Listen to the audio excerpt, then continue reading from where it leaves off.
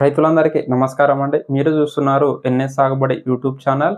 So మనము ఈ వీడియోలో మన 2026 సంవత్సరం అంటే ఈ సంవత్సరంలో అధిక దిగుబడినిచ్చేటువంటి టాప్ 3 అనే తేజ సెగ్మెంట్ వెరైటీస్ గురించి అయితే మీకైతే ఈ వీడియోలో మనం కంప్లీట్‌గా మీకు ఎక్స్‌ప్లెయిన్ చేయడం జరుగుతుందండి. సో అంటే మంచి దిగుబడి అనేది రావాలి. అలాగే దాంతో పాటు మనకు మెయిన్‌గా విల్ట్ అనేది రావద్దండి. మనం ఎంచుకునేటువంటి విత్తనానికి విల్ట్ అనేది రావద్దు. అంటే ఒకవేళ ఈ విల్ట్ అనేది వచ్చిందనుకోండి మనకు చెట్లు అనేది వేరుకుళ్ళుడొచ్చి చనిపోవడం స్టార్ట్ అయితే దాదాపు తోట మొత్తము చనిపోవడం జరుగుతుంది.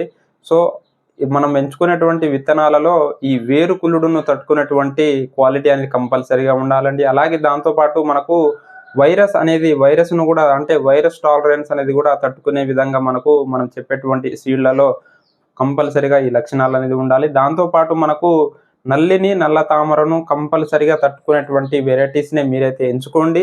సో నేను ఇప్పుడు ఈ వీడియోలో మీకు తెలిపేటువంటి ఈ 3 రకాలైనటువంటి విత్తనాలు ఏందంటే మనం గత 3 సంవత్సరాలుగా అంటే గత 2 సంవత్సరాల నుంచి నేను స్వయంగా కూడా పండిస్తూనే ఉన్నాను. అలాగే నాతోటి ఉన్నటువంటి రైతులకు మనము ఇవే విత్తనాలను తెలపడం జరుగుతుంది. దాంతో పాటు మన ఛానల్ చూస్తున్నటువంటి చాలామంది ఫాలోవర్లకు కూడా మనం ఇవే విత్తనాలను రికమెండ్ అనేది కూడా చేయడం జరుగుతుంది.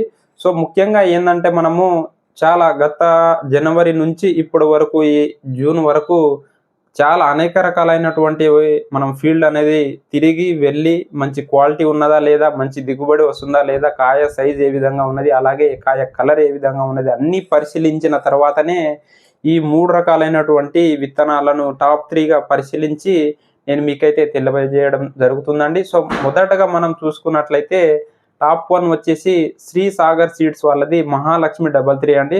సో నేను గత 2 సంవత్సరాల నుంచి ఇదే వెరైటీని నేనే స్వయంగా పండిస్తున్నాను. అలాగే మనం చాలామంది రైతులకు కానీ డీలర్లకు కానీ మనం పంపించడం జరుగుతుంది. సో ఎవరైనా రైతు సోదరులు ఒకసారి ఇప్పటి వరకు ఈ సీడ్ గురించి తెలియకపోతే మీకు ఒకసారి ఒక 1 మినిట్లో దీని గురించి క్లుప్తంగా తెలపడం జరుగుతుంది. అలాగే మీకు స్క్రీన్ పైన మన మహాలక్ష్మి 33 వేసుకున్నటువంటి రైతుల యొక్క ఫీడ్బ్యాక్ వీడియోలను కూడా మీకు పక్కన పెట్టడం జరుగుతుంది, మీరు గమనించవచ్చు. అలాగే మన ఛానల్లో మన ఈ మహాలక్ష్మి 33 గురించి ఒక 5-6 రకాలైనటువంటి ఫీల్డ్‌కి వెళ్ళడం జరిగింది. సో ఆ రైతుల యొక్క అనుభవాలు వాళ్ళు ఏ విధంగా తెలియజేయడం జరిగింది, అలాగే వాళ్ళు ఎంత దిగుబడి తీసుకున్నారు, అలాగే మనకు అన్ని రకాల వైరస్‌ని తట్టుకున్నదా, వేరుకుళ్ళుని తట్టుకున్నదా, ప్రతి విషయం అనేది ఆ ఫీడ్బ్యాక్ వీడియోలలో ఉన్నదండి. కావాలంటే మీరు మన ఛానల్లో వెళ్ళి ఆ వీడియోని చూడొచ్చు. సో మొదటగా మెయిన్ టాపిక్‌లోకి వచ్చేసినట్లయితే టాప్ 1 మనం శ్రీ సాగర్ సీడ్స్ వాళ్ళది మహాలక్ష్మి 33 అనేది చెప్తున్నాం. సరే మరి వేరే విత్తనాలకు ఎటువంటి లక్షణాలు ఉన్నాయి, అలాగే మనం చెప్పేటువంటి ఈ మహాలక్ష్మి 33కి ఎటువంటి లక్షణాలు అనేది ఎక్కువగా ఉన్నాయో మీకైతే తెలుపుతానండి. ఒకటి ఏందంటే మనం చెప్పేటువంటి ఈ మహాలక్ష్మి 33 విత్తనానికి జెర్మినేషన్ శాతం అనేది కంపల్సరీగా 85% నుంచి 90% వరకు జెర్మినేషన్ అనేది రావడం జరుగుతుందండి.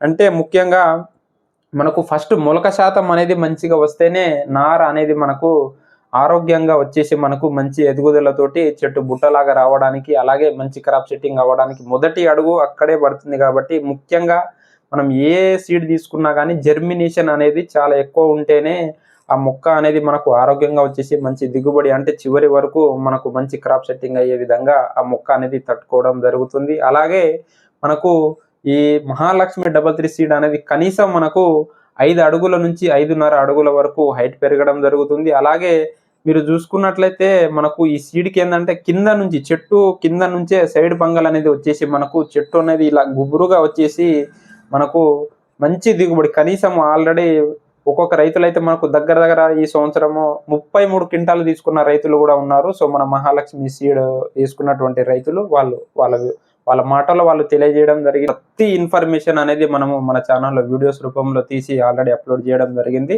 సో ఒకసారి వెళ్ళి ఎవరైనా చూడవచ్చు. అలాగే మనము టాప్ 2 కనుక చూసుకున్నట్లయితే మన మహికో కంపెనీ వాళ్ళది యశస్విని అండి.